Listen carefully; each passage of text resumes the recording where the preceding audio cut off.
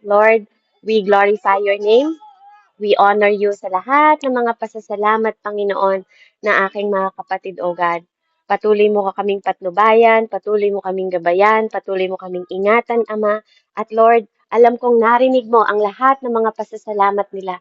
At alam ko, Panginoon ko, na nakangiti ka sa iyong trono, Panginoon. At Lord, patuloy mong pinapalakpakan yung mga kapatid ko na nakita mo yung bunga ng iyong espiritu mismo na nagturo, nagtuwid, tumulong sa bawat isa sa amin na maging bahagi kami ng kingdom mo, Panginoon. At maging bahagi din ng lahat ng tao sa aming mga buhay. Purihin ka dakilang Diyos sa pinakamataas na pagsamba sa pangalan ni Jesus. Ikaw ang patuloy na maglagay ng salita sa aking mga labi sa oras na to, Panginoon. Patuloy mo kaming tulungan, turuan, gabayan. Hallelujah. At patuloy na mag-manifest ang iyong banal na salita sa pangalan ni Jesus na aming Diyos na buhay. Amen and amen. So, purihin po ang Panginoon. Salamat po, ano. So, balikan po natin. Si Hana. Ay, yeah.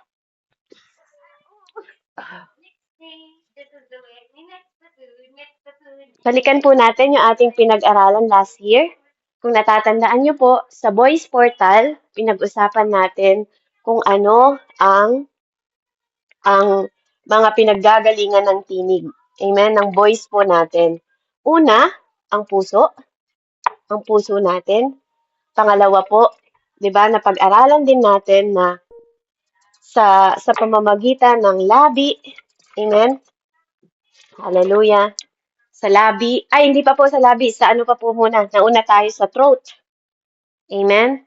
And then, pinag-usapan po natin is yung atin pong mouth. Ay, yeah, mouth. Tama po, ano? Or tongue.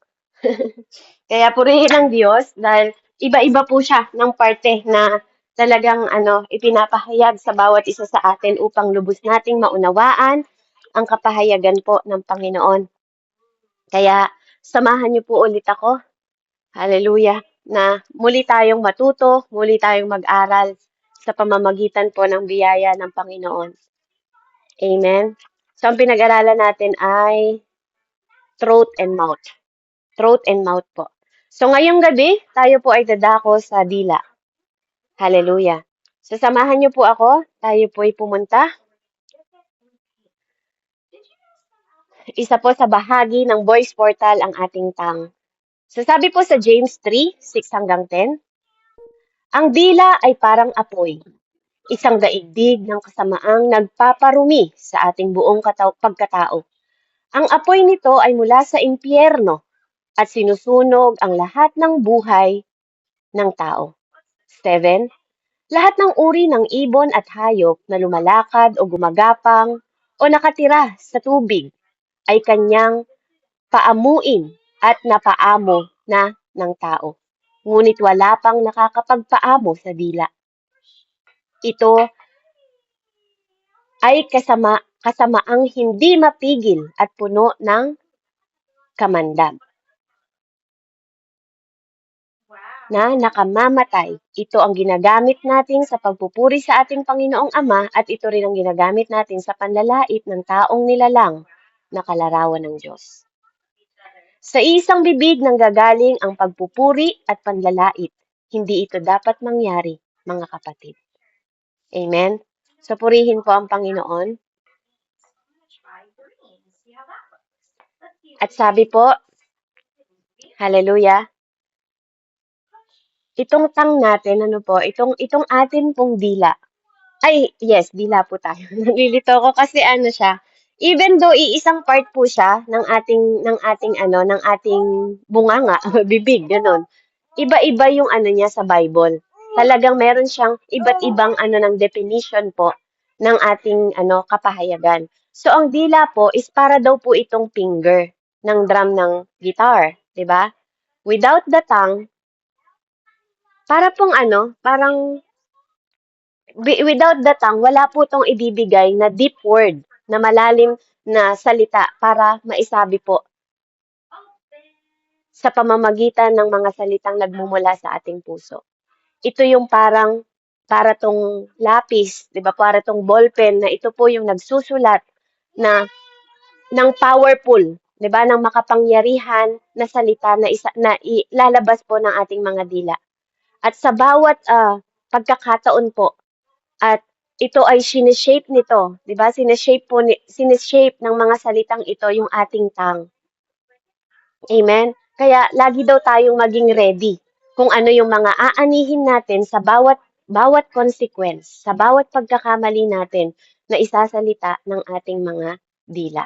Sabi po sa scripture ng Proverbs 15:4, the wholesome tongue is a tree of life, but perverseness there is in a breach in the spirit. Proverbs 15:4, ang magiliw na salita ay nagpapasigla sa buhay, ngunit ang matalas na pangungusap ay masakit sa kalooban. Amen? So nakikita natin magkaiba siya kapag nakatranslate siya sa Tagalog at nakatranslate siya sa English. Amen? So dito po, the wholesome tongue is a tree of life. So ang dila natin. Amen? So sa tongue po, ito ay nagsaserve na parang puno. Parang puno daw po ang ating dila. Ito yung nagbe-bearing, ito yung nagpo-produce ng fruit. Amen? Either magno-nourish ka ng buhay, 'di ba? Magpapalakas ka ng buhay o magpo-provide ka, magbi-breed ka o manganganak ito ng destruction sa iba. Amen? O amen sa sarili mo. Ito rin yung tongue din ang nagdi-degree kung saan dito napo-provide o nako-concentrate o naki-create, 'di ba? Yung powerful organ na matatagpuan natin, 'di ba? Yung impact sa buhay ng tao. Hindi mo ba, 'di ba? Kaya pag nagsasalita tayo, tingnan mo, minsan nakakapagpalakas ka ng loob ng tao, minsan nakakapagpahina ka. Depende sa ilalabas ng bibig natin. Amen? Kaya ito yung tree, 'di ba? Pinag-aralan natin dati, itong throat natin. Dito pa lang, 'di ba? Dito pa lang nililikha na yung ilalabas natin mula pa lang sa puso natin. Naki-create na yung salita hanggang bago siya dumating sa throat natin at sa mouth. Amen? So, ngayon dito sa mundo natin na to, maraming nagse-celebrate about sa kanilang mga vocal, 'di ba, sa mga tinig nila para i-express, 'di ba, yung kanilang mga nararamdaman. However, bilang mga espiritual na mga kalalakihan, espiritual na mga kababaihan o people of God, we recognize yung mga salita natin very carefully, 'di ba? And sometimes, 'di ba po, most of people na nasa pananampalataya na hindi nila nare-recognize yung kanilang word. 'Di ba? Nagiging careless sila sa kanilang word. Karamihan po talaga ng mga mananampalataya dahil sila ay What's wrong? Dahil sila ay mananampalataya na, sometimes sila pa yung nagiging most careless. 'Di ba? Kasi parang minsan, ang ino natin, marami na akong alam eh. Kailangan ko nang magsalita. 'Di ba? Basta sasabihin ko ito totoo, wala nang takondangan. 'Di ba?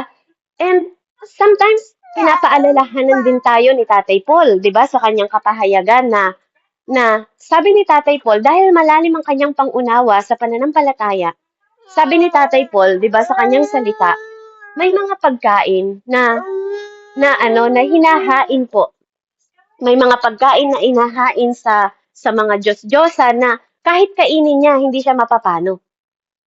'Di ba? Dahil alam niya ang revelasyon ng Panginoon.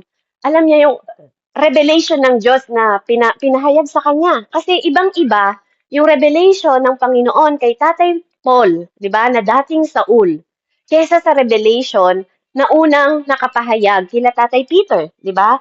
Pero ano yung kapahayagan ni Tatay Paul sa atin, 'di ba? Sabi niya, kung makakapagtisod ka, 'di ba? Kung yung isang mananampalataya na yon ay hindi kumakain ng karne, 'di ba? Parang ng mga inalay na ganon, at ikaw ay magiging katitisuran sa kanila, 'di ba?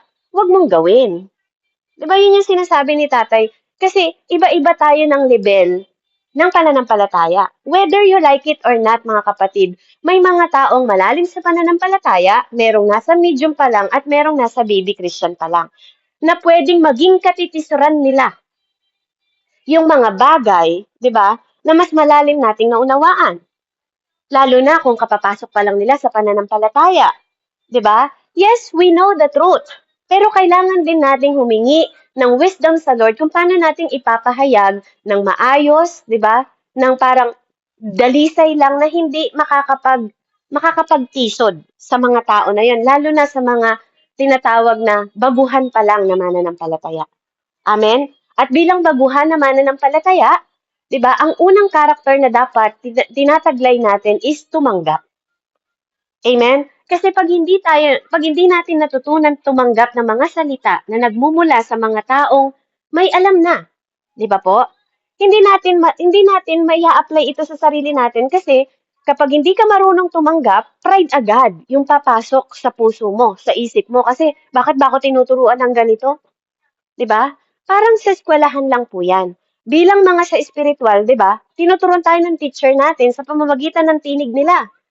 Tinuturo nila yung ABC nung tayo ay mga baby pa hanggang dumadating na tayo sa second stage, third stage, fourth stage, fifth stage, sixth stage hanggang mag-high school hanggang magkaroon ka ng degree. Same thing po sa spiritual. Amen? At ang mga salita na nagmumula, 'di ba, sa ating mga napag-aralan ay nagpapasigla sa buhay natin at nagdaragdag ng kalaman. Amen? Mula sa biyaya ng Panginoon sa buhay natin. Kaya may mga tao, 'di ba, ngayon na huwag tayong maging careless bilang mga mananampalataya.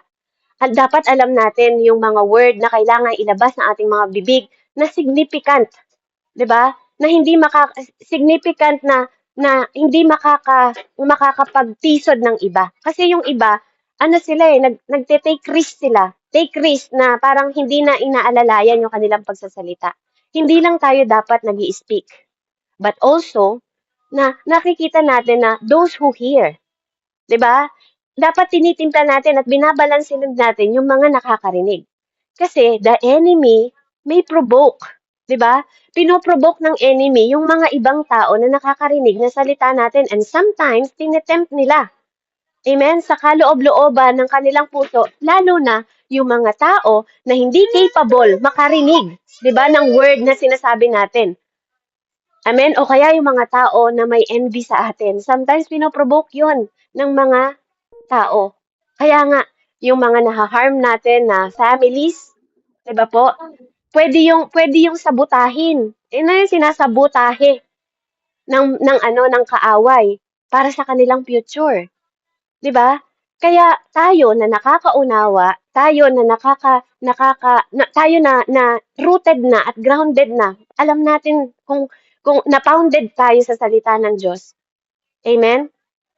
Yet tayo ay tinawag ng Panginoon. We have to manage ourselves differently, ng kakaiba, ng uncommon life. Sabi ko nga sa inyo, na dating yung common, nagsasalita ka lang kung ano yung gusto mong sabihin, this time, di ba? You have to manage ourselves. We have to know how to manage our mind, our heart, our word. Amen?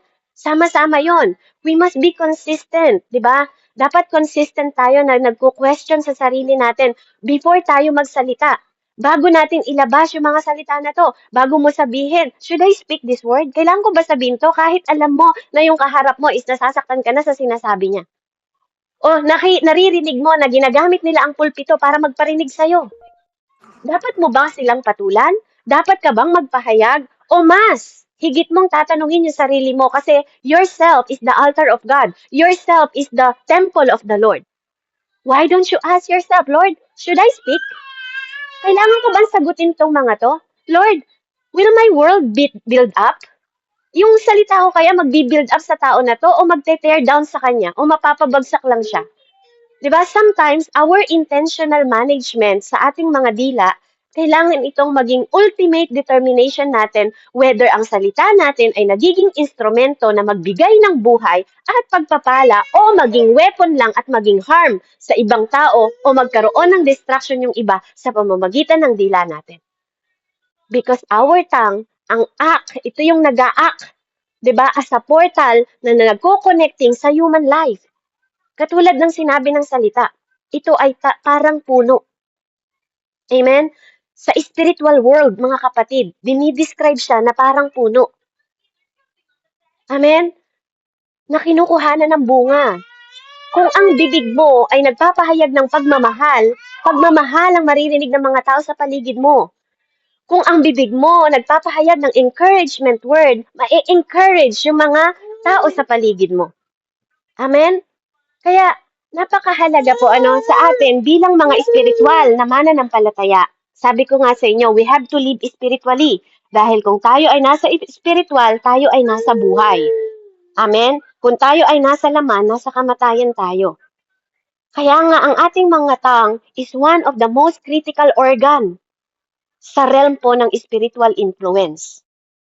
Amen? Kasi sa dila, ang sabi nga, nakakasunog ito eh. Ito yung naglalait sa taong nilalang ng kalarawan ng Diyos. Alam nyo ba, kaya nagagalit ang Panginoon sa mga, even tayo ay mananampalataya na pag nanglalait tayo ng ibang tao, ang tingin ng Diyos sa atin, mamamatay tao tayo. 'Di ba? Kasi, bakit tayo naging murderer sa harap ng Diyos? Kasi ang dila natin, naninira sa likod nila. 'Di ba? Naninira tayo, sinisiraan natin yung buhay na mismong Diyos ang nagkaloob. Kahit pa hindi sila mananampalataya. Mas lalo kang may pananagutan dahil ikaw nang nakakaunawa sa salita ng Diyos. Sabi nga, ang bibig na to nanggagaling ang pagpupuri at panlalait. At sabi niya doon sa paalala niya, hindi ito dapat mangyari mga kapatid. Amen? Kasi tayo yung vessel ng Diyos. Kung hindi mo nakikita yung dapat na nakikita mo sa ibang tao, pues, 'di ba, dapat makita sa iyo yung different way how to talk, how to approach, how to act. Amen? Kaya napakahalaga po nun. 'Di ba? Kasi ang dila na to, hallelujah, ito yung magka-capture. 'Di ba? Kaya I mean, si Satan po siya mismo nagsisik siya. Nagsisik siya, hinahanap niya kung paano niya magigame na makontrol tayo. 'Di ba? Kasi alam niya na may alam siya na pwede niya tayong i-capture sa pamamagitan ng dila natin. Kaya niya tayong impluwensyahan sa buhay natin sa pamamagitan lang ng dila natin. At ang buhay natin na to, 'di ba? Pwedeng magamit ni Satan yung dila natin sa mga tao sa paligid natin. 'Di ba? Pwede mo silang patayin sa pamamagitan ng dila mo at pwede mo silang bigyan ng buhay o pagpalain sa pamamagitan ng dila mo at pwede rin tong gamitin ni Satan para i-tear down sila o pabagsakin sila at mawalan sila ng pag-asa dahil sa pamamagitan lang ng salita na ilalabas ng dila mo. Pwede ka rin bigyan ni Satan ng confusion and misunderstanding na hindi mo maunawaan. Amen? Kaya nga na pwede niyang i-arise, pwede niyang ilagay o ilapat sa bibig mo para magkaroon ka ng poor management sa iyong dila. O magkaroon ka ng mahinang pagmamanage sa dila mo. Even sa mga church natin. Sa bahay ng Diyos mismo. Amen? Pwede tayong magkaroon ng disorder o chaos na pwedeng i-prevail dahil lang sa hindi natin alam i-control at hindi natin alam ang stewardship ng ating vital organ. Amen?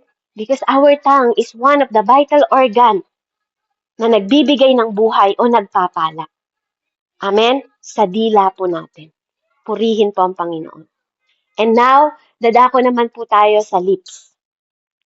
Hallelujah. So, ang lips po natin, ito po ay spiritual represent. Nagre-represent ito ng ating emotional state.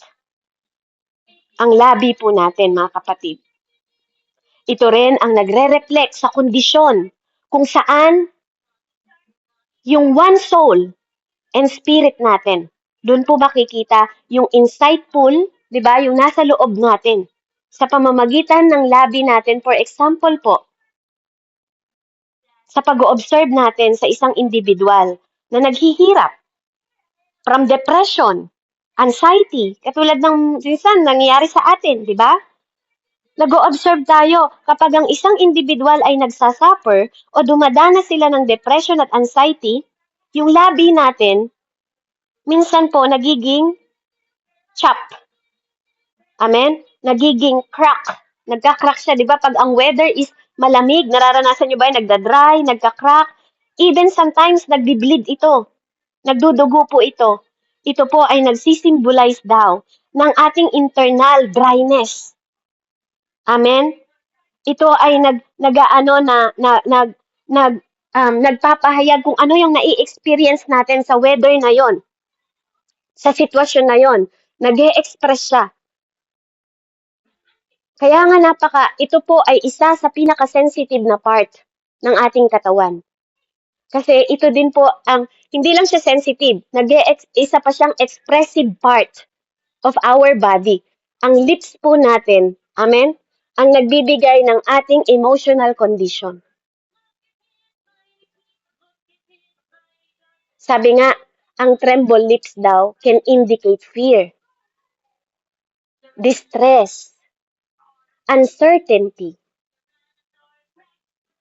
at saka yung mga underscoring. Yung profound connection sa inner spiritual natin at mental state natin. Amen? Sabi nga po sa scripture ng Psalm 141:3, set a watch, O Lord, before my mouth, keep the door of my lips. Tingnan niyo po kaya iniisa-isa natin yung mouth at lips kasi magkaiba siya sa Bible.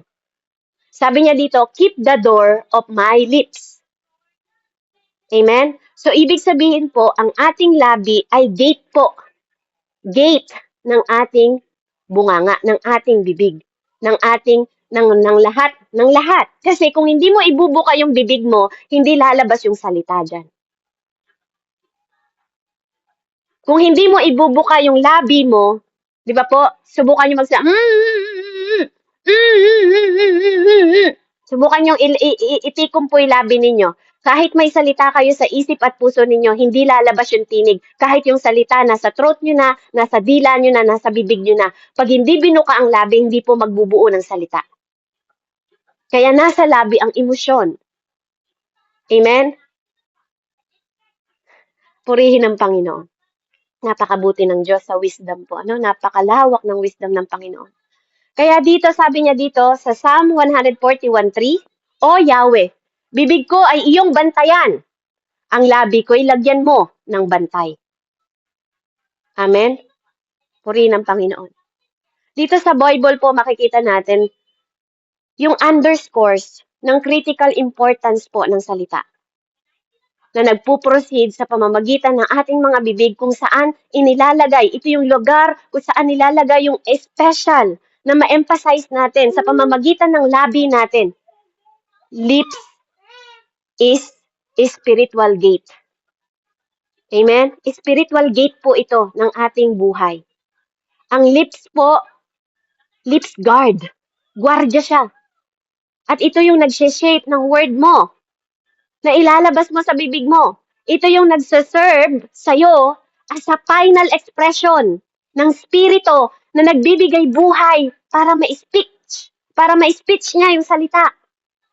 Kasi kung hindi nilabas ng labi, kahit ano pang binuo mong salita mula sa puso at isip mo, sa dila mo, hindi lalabas sa labi yon kung hindi mo iaalaw.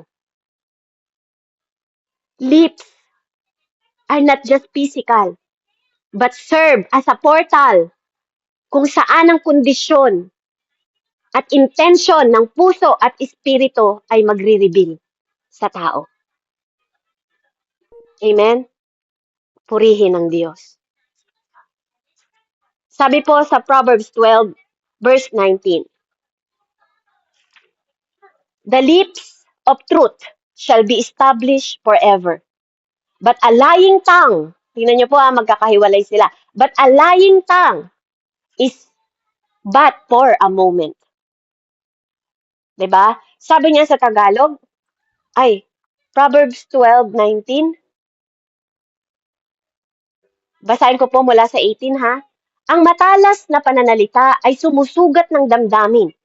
Ngunit sa magandang pananalita, sakit ng loob ay gumagaling. Verse 19, ang tapat na labi ay mananatili kailanman. Ngunit ang dilang sinungaling ay hindi magtatagal. Amen? So itong verse na to, nagre-reveal po ito sa atin na once na tayo ay mag-attempt na magkaroon ng deception sa pamamagitan ng ating salita o malinlang tayo sa pamamagitan ng ating salita, 'di ba? At even ang salita, even ang sarili natin pwede nating i-deceive sa pamamagitan ng salitang tinatanggap natin. Ang labi po, ito yung nag-e-expose kung anong true nature at espiritu ng kondisyon within, sa loob natin, sa loob ng spirit natin. Ang katotohanan ang magsasalita. Pwedeng magsalita ang labi, ang katotohanan, ang katotohanan kapag po ito ay sinabi ng walang pagmamahal. Amen? Kapag wala pong pagmamahal ang ginawa natin, ang mangyayari po hindi ito magpo-flow. Hindi magpo-flow yung genuine love na dapat nagpo-flow sa pamamagitan ng mga labi natin. 'Di ba? Na nagko-comfort, nagbibigay ng grace at reassurance sa mga tao na nakikinig kung paano nila i-receive at nagkakaroon sila ng most challenging correction. May mga correction po na nagre-rebuke na, nagre-redeem sa tao, at may correction na dumudurog ng damdamin ng tao. Amen? Napapatayin mo, imbis na buhayin mo sila. It depends how you deliver sa pamamagitan ng labi mo kasi yung delivering ng message with genuine, 'di ba? Yung warm na smile mo nagiging effective pagkausap mo yung tao, yung tone, yung tinig, yung tono ng pagtimpla na katulad ng throat sa gitara, 'di ba? Yung pinag-aralan natin sa tang, 'di ba? Hindi natin magiging epektibo yung salita kapag ito po ay hindi natin nire-resist, 'di ba? Kapag hindi natin dinidisarm. Mahalaga po na ina-align natin sa mga nakikinig yung intensyon at desire natin toward para maging open tayo at matanggap nila yung salitang sinasabi natin. Amen? Kaya nga napakahalaga po ng tapat na labi. Kasi yung tapat na labi, mananatili ito magpakailanman. Pero pinapaalalahanan din tayo ng Diyos na ang katapatan ng labi natin, we have to deliver the message na may genuine, may wisdom, may epektibo. 'Di ba? Naka-align siya sa intensyon ng pusong mabuti. Sa espiritu na natataga sa espiritu nila na may openness at acceptance at pagtanggap. Amen? God will give us, 'di ba, the discernment din kung sino yung kausap mo at kaharap mo. Kung itong tao ba nito kayang tumanggap o hindi tumanggap ng salitang sasabihin. Hebreo 13:15, sabi niya po dito, kaya't lagi tayong mag-alay ng papuri bilang handog sa Diyos sa pamamagitan ni Jesus. Papuring mula sa ating mga labi na nagpapahayag ng ating pagkilala sa kanyang pangalan. Diba? Napaka-interesting po ng hina-highlight dito sa mga verses na to. Sabi po sa English, by Him therefore, let us offer sacrifice of praise of God continually. That is the fruit of our lips, giving thanks to His name. Sa pangalan ng Diyos. Amen? Nakita nyo kung paano hinighlight dito, the fruit of our lips. Kesa, di ba, sa mentioning ng puso or tongue. Mas in-emphasize niya dito, mas hinighlights niya yung fruit ng labi natin kesa sa puso at dila natin. Kasi kahit sa salita, kung anong laman ng puso, siyang lalabas sa labi. Kung ilalabas mo yung salita. Kaya nga, ang nagre-reinforcing, di ba po, na nagdadirect ay sa pamamagitan ng labi natin. Ito yung nagdadirect na mag-reflect sa spiritual natin, within us, sa atin mismo at sa ibang tao. Kaya nga sabi sa Proverbs 20, verse 15, ang taong nakakaalam ng kanyang sinasabi, daig pa ang may ginto at alahas na marami. Ang labi ang nag-e-express ng knowledge of God. Napaka-precious po nito. Ito ay mas higit pa sa jewel, sabi, na nagsuserve tayo sa tao. Amen? Na matatagpuan sa pamamagitan ng labi natin, nagiging indicator ito ng mga bagay na hindi nila natatagpuan, na natagpuan natin sa biyaya, sa pamamagitan ng wisdom, ng knowledge ng Diyos. Na nagkakaroon tayo ng takot, ng banal na takot, na inilalabas ng bibig natin para ituro sa ibang tao, para ma-restore din sa kanila, para magkaroon din sila ng higit na treasure na mula sa spiritual. Amen? Na ma-absorb nila. Ito yung revelation na binibigay sa atin para ma-shed tayo, para tayo ay matakluban ng ilaw. Amen? Kaya napakahalaga po kaya nga kung hindi tayo magpapasakop sa ilaw ng Panginoon, sa wisdom ng Diyos, sa pag-iisip ng Panginoon, magiging katulad tayo ni Judas kung paanong binitray niya si Jesus. At nagsanhi ito ng napakalalim na sugat. Amen? Dahil hindi niya na-manage. Bagamat kasama ito sa plano ng Panginoong Diyos. 'Di ba? Sometimes, pag hindi natin napag-ingatan yung ating mga bibig, ito yung magbibigay ng betrayal sa ibang tao o paninira sa ibang tao. O hindi tayo magbibigay ng buhay sa ibang tao, kundi papatay tayo sa pamamagitan ng dila natin. Maging careful tayo. And God is so loving sa bawat isa sa atin na pinapahayag niya yung mga salitang ito sa bawat isa sa atin ngayong gabi. Kaya natapos na po natin yung ating kapahayagan ng Diyos sa biyaya niya sa pamamagitan ng wisdom, knowledge, and understanding ng Panginoon. Maging mabuting aral po ito sa simula ng ating 2026. Be careful sa lahat ng nilalabas ng bibig ninyo.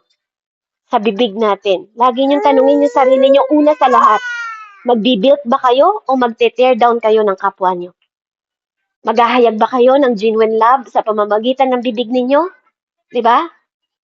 O magsasabi kayo ng kasinungalingan? Katotohanan ba ang iahayag ninyo na palalabasin sa gate ng mga labi ninyo? O dahil nasaktan ka din, mananakit ka din sa pamamagitan ng labi mo? Purihin ang Panginoon. Let's pray. Heavenly Father, in the mighty name of Jesus, Lord, thank you so much for the word na patuloy mong inilalagay sa puso at isip namin, sa mismong kaluluwa namin na nagbibigay ng karunungan, Ama, kung paano namin mapagtagumpayan, Panginoon, ang 2026 na to ng matalino, na may karunungan na nagmumula sa iyo, na divine, Panginoon ko, na magbigay ng buhay sa espiritu ng bawat tao na nasa paligid namin, even sa lahat ng mga tao, even sa church namin, O God, na magamit ang aming mga bibig, na magpuri sa pamamagitan ng pangalan mo, O Diyos. Na ang lahat ng bagay na nararanasan namin, nakakatagpo namin, circumstances, Panginoon, na pinagdadaanan namin, O Diyos. Patuloy kang maghayag at maglapat ng tamang salita sa aming mga bibig na maipahayag namin sa pamamagitan ng karunungan ng Espiritu Santo na dumadaloy, Panginoon, at nalalantay sa aming mga buhay. Salamat sa paggamit mo sa aming mga vessel, Panginoon, bilang mga katawan dito sa mundong ito, na maging altar mo, na maging vessel mo na makapagpahayag ng mga salitang may karunungan, Panginoon, na magbigay ng buhay at pagpapala sa mga tao sa paligid namin, O Diyos. Banal na Ama, dakilang Diyos na makapangyarihan sa lahat. Patuloy ka naming pinupurit, pinasasalamatan, Panginoon, sa bawat karunungan na ipinapahayag mo, Ama, na patuloy nawang dumaloy, na parang tubig, Panginoon, na maglinis, maghugas, magbigay, Panginoon, ng paglilinis sa mga puso, isip at mga bibig, Panginoon, ng aming mga kapatid, at even sa mga taong nakapaligid sa amin, O Diyos, na sa pamamagitan ng dumadaloy na katotohanan ng banal na salita mo ay maipahayag namin ng may katotohanan, O Diyos, at magbigay ng pagbabago, Panginoon, at kapangyarihan na makapagbago, Panginoon, sa mga tao na wala pang naliliwanagan, Ama. Lord, patuloy mo kaming gamitin na ilapit sila sa liwanag na meron ka, sa liwanag na pinagkatiwala mo sa bawat isa sa amin, Panginoon, na patuloy malukuban ng katotohanan, Panginoon ko, na marapat naming isagawa sa mundong ito na ikaw, O Diyos, ang magbibigay, Panginoon, ng tunay na pagmamahal, Ama, tunay na salita, Panginoon ko, na magbibigay ng kasiglahan sa mga buhay ng mga nanghihina, sa mga buhay, Panginoon ko, na nawawalan ng pag-asa. Gamitin mo ang aming mga bibig, Panginoon, na mag-encourage, O Diyos, sa lahat ng tao na hindi pa nakakilala sa iyo, na maging patotoo ang aming mga pananampalatayang pagsamba sa pamamagitan ng pagpupuri ng aming mga bibig kung paano mo ang binago at ang mga testimony na magbigay ng mensahe sa bawat isa, Panginoon, na nakapaligid sa aming mga buhay, O Diyos, na maging isang patotoo ang tunay na pagbabago, Panginoon, na ginawa mo sa aming buhay. Pagpalain mo pong bawat isa na nandito sa loob ng gawain at mapagpala nawa sa pamamagitan ng iyong banal na salita na lumabas sa aking bibig, Panginoon, sa gabing ito. Dakilang Diyos, banal na Espiritu, Lord, minamahal ka namin sa pamamagitan ng pagmamahal na dineposito mo sa aming puso at isip, O God, na matutunan naming lumakad sa pamamagitan na din ng iyong mga salita na iniilawan mo at mahakbangan namin, Ama, sa pamamagitan ng aming Diyos na buhay na sinasamba sa Espiritu at katotohanan na nagbibigay, Panginoon, ng buhay. You are our living water, O God. In the mighty name of Jesus, I pray. Salamat sa Diyos Ama, Anak at Espiritu Santo. Lukuban mo po ng iyong banal na Espiritu ang bawat isa, Panginoon. Pagharian mo ang bawat buhay at ang bawat pamilya. Ama, in Jesus' name I pray. Amen and amen. Glory to God po and God bless po sa bawat isa. Amen. Praise God. Salamat sa panibagong salita ng Panginoon.